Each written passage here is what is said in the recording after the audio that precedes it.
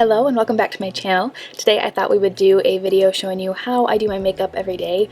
Well, definitely not every day, but when I do like a full face of makeup, these are the products that I have really been enjoying. For those of you who don't know, my channel actually started as a place for mainly makeup and beauty stuff, which I absolutely love. Next to diaper bags and packing videos and stuff, makeup and beauty has always been a big passion of mine, and so I'm excited to show you guys how I have been doing my makeup and kind of the products that I really enjoy. I have a lot of scarring and active acne on my face. I'm 27 years old, but I feel like I still just have so much acne. It got really, really bad with Olive, and then I feel like I still have a lot of scarring left over from that. So the products I'm going to be using today are really, really full coverage. I wouldn't necessarily recommend these for like a light everyday, or if you don't need a lot of coverage, or if you have really dry skin. But if you're somebody who tends to be kind of oily, which I do, or you want like really full coverage, these are the products that I would recommend. So I usually start by moisturizing my face, which I did already. I want to give that a chance to sort of sink into my skin a little bit. And now that that's been on for a few minutes, I am going to go on in with my priming spray. This is from Milani. This is a setting spray as well as a primer spray. So I put this on before and after my makeup. And then I do a different primer as well. Again, this is like a full face of makeup. I don't wear this all the time. In fact, hardly ever, but when I do my makeup, this is how I like to do it. Then I go in with this primer. This is the one I've been enjoying lately. This has been a long time favorite of mine. This is the NYX Angelville primer. This helps my makeup stay on, and it also sort of mattifies my skin a little bit. I focus this mainly on the center of my face where the foundation tends to wear off the most. Then I'm going to go in with my foundation, and my current favorite right now is this one from Juvia's Place. I got it from Ulta.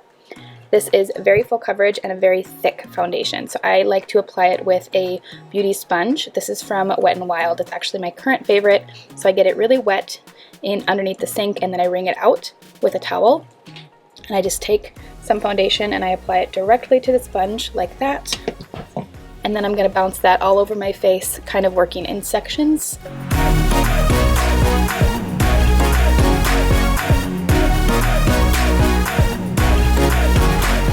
The big thing I've found with really full coverage foundations is that I have to be really careful to blend it, especially around like the perimeters of my face and on my jawline, because otherwise you get a really bad like demarcation line. So I actually take it down my neck, at least enough so that it blends in. It's a pretty good match for me, but again, because it is such a full coverage product, I think it's really important to make sure that it is properly blended at the edges. Once I feel like I have that pretty well blended, I go in with my concealer, which again is another really full coverage product. This is the e.l.f. 16-Hour Camo Concealer. I'm using this one in Light Sand because it is a little bit lighter and it does a good job of highlighting and covering my really dark under eye circles.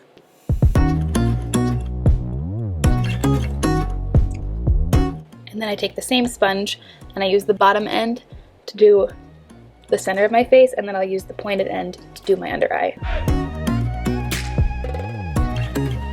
Sometimes when I add a foundation, I feel like my face becomes really one-dimensional, and so it's nice to bring in some highlighting products like this, so it sort of gives some shape back to your face. And then I take a little bit of the excess and I go over my eyelids because that'll kind of act as an eyeshadow primer as well. I have really deep set eyes. That's part of why they are so dark. So I get as much blended as I can with my sponge, and then I go back in with a brush to kind of get all of the other little crevicey areas that are hard to reach with the sponge. And for that I use another product from e.l.f. This is their Flawless Concealer Brush. And this works really well to kind of get in the inner corner and blend out all the creases.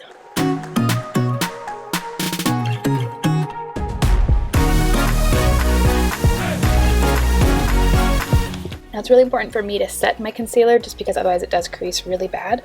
So I'm going to use this Essence Brighten Up. This was a really affordable product that I got from Target. And I'm going to take this brush from Real Techniques. It's their contour brush, but I really like to use it for setting concealer. So I'm going to dab into that product and go right over where I put concealer.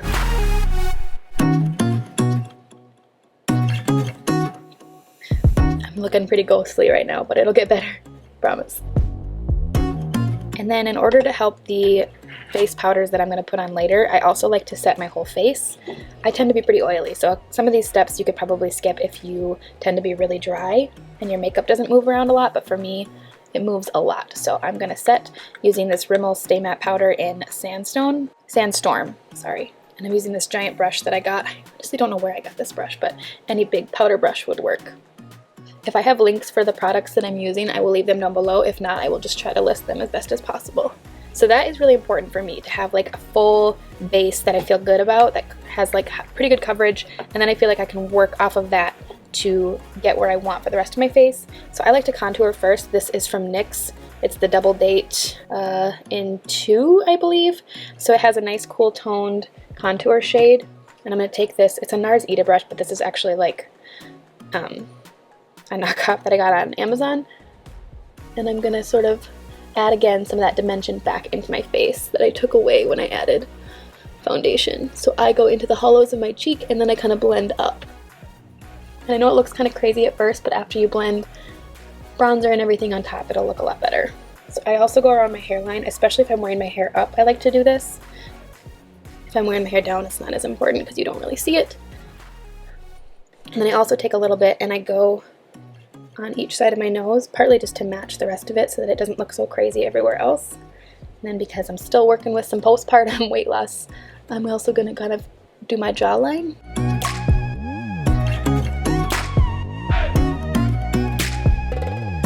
Then I'm going to take another Essence product. This is their bronzing powder in 01 Natural.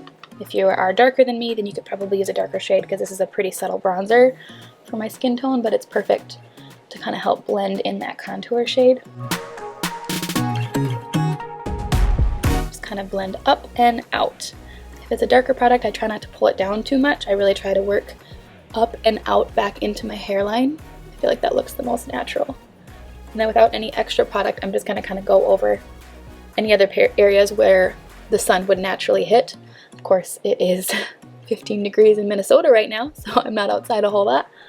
But if I was, that is where the sun would hit me. Oh, and for the brush that I used for that, it was the Flawless Face Brush from e.l.f. I absolutely love this brush. This is great for all kinds of things, including blush, which is what I'm going to use.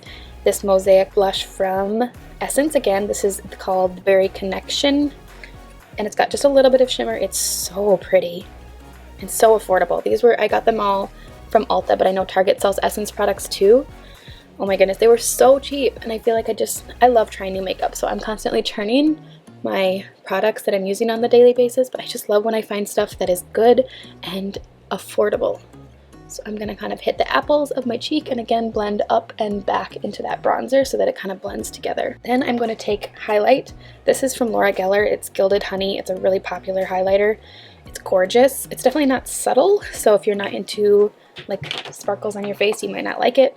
I think it's really pretty. I'm going to use a Real Techniques setting brush for this, and I'm going to dab into the product, and I'm going to hit the very highest points of my cheekbone. And then I also like to take a little bit down my nose, my Cupid's bow above my lip, and then I kind of just go over my eyelids because eventually I'm going to be putting some on my lid anyways, but I feel like this just kind of helps blend any extra creasing that I might have. And then if you're feeling like any of it's looking a little crazy, I just go back to my powder brush and I just kind of blend it all together. Next, I'm going to do eyeshadow, and I've been really enjoying this palette from Profusion. This was $5 from Walmart, and they're really, really great. You get a lot of good mattes, you get a lot of good shimmers, and I just think it's a really, really great product. So I'm going to go in with Top Notch to start with on this is a Lab 2 blending brush, but any kind of blending brush would work. And I'm going to take Top Notch, that kind of transition shade. This palette does have a ton of fallout, so just be wary of that. I'm going to take that in my crease.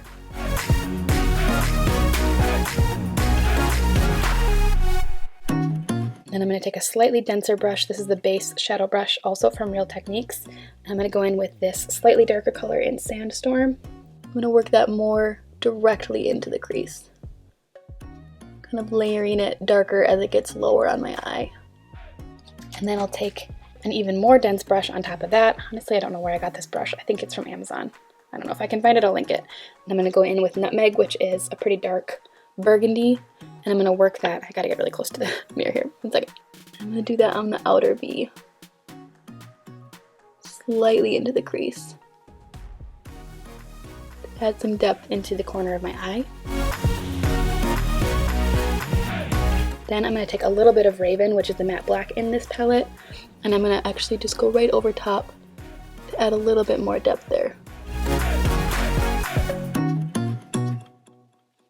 Taking one more of the crease brushes that I used, just going to lightly go over it to kind of help blend it all together. Sometimes I find that after I do my eyeshadow, I get some fallout underneath my eyes, so I'm just going to go back in with the setting powder that I used underneath my eyes, just kind of wipe that away. You could use the Gilded Honey for this part, or I'm going to actually, just for the sake of using the whole palette, I'm going to take Twinkle, which is a really, really pretty shade, and I find that I get the best color payoff if I use my finger for this. So I'm going to go right over the inner part of my lid, working onto the center.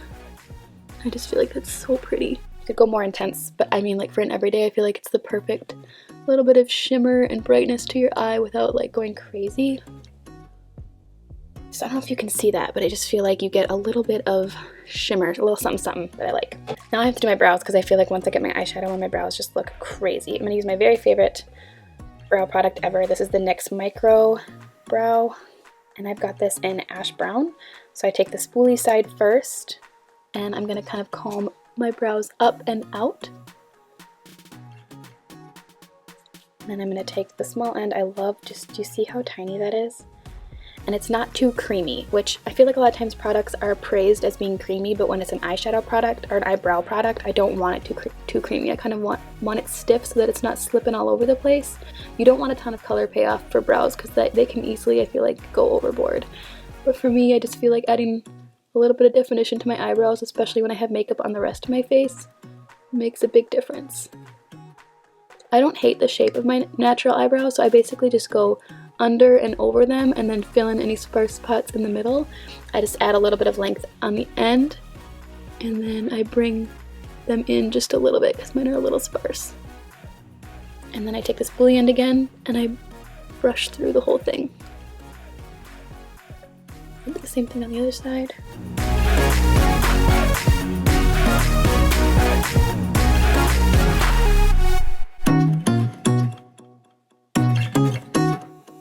Then I'm going to take this No Budge retractable liner from e.l.f. This is just in black, and I'm going to line my waterline on the bottom and on top.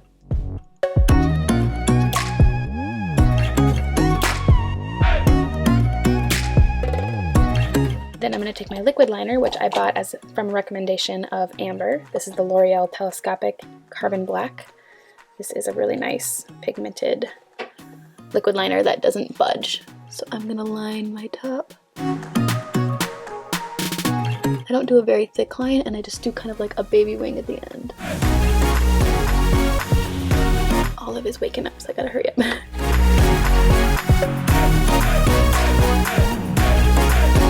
Then I like to take this mascara. This is the Essence Princess Mascara, and I absolutely love it. Again, in black. It's so good. And so cheap, again.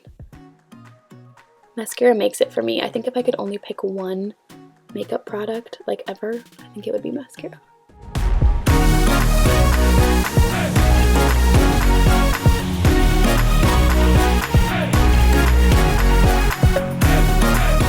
For lips, I don't do a whole lot for lips. I'm not a huge lip person, but I like to take sometimes just like a really neutral nude liner. Look at how tiny this is. I have like none of this left. This is from, I feel like this is from Milani. I honestly don't remember. It's called, I'll try to link it down below, but it's like the perfect nude liner. Oh, got a little crazy over there. I do really like the butter glosses from NYX. I'm just going to take this one in Fortune Cookie and go over that a little bit. It's a really pretty like nude gloss. And they're super comfortable to wear. I don't feel like they're too much. And then I take setting spray again, but I usually want to give especially my mascara, a minute to dry, just because I feel like otherwise I tend to blink and then get mascara everywhere. But I am going to try to put it on. We will see if this works. Yes.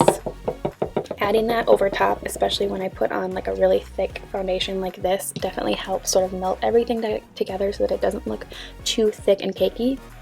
You can probably see that it still does look a little bit cakey. that is all of waking up, so I need to go. I hope you guys enjoyed this video, and if you guys have any makeup favorites that you really like, please leave them down below because I love to try new makeup. It's one of my favorite things to do. So if you guys have things that you really like swear by, I would love to try them out. But I hope you guys enjoyed this video, and I will see you in my next one. Bye!